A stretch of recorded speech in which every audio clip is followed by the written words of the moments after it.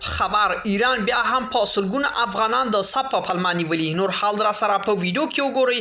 په سلامونو محرکلی کوم ایران بیا هم په سلګونه افغانان د سپ په پلمه نیولي دي. رسنۍ وایي چې ایرانی کډوال سپ په پلمه افغانان د نیولو لړۍ ته ادامه ورکړې ده او هر ورځ سلګونه افغان له خپل خاورې وباسي. سرچینه وایي چې پرون هم سلګونه افغان کډوال چې سپ لپاره ایرانی ادارو ته تللي وو د ایرانی حکومت لور نیول شي او بیرته افغانستان ته لیږدول کیږي. په وروستیو میاشتو کې له ایران افغان کډوالو ایستلو لړۍ پراخه شوې ده. هر ورځ زرګونه افغان کډوال بیرته له ایران ایستل کیږي او داسې راپورونه خپاره شوي چې ګواګي په څو میاشتو کې ایران څخه کم 400,000 افغان کډوال له خپل خاورې ایستلي دي.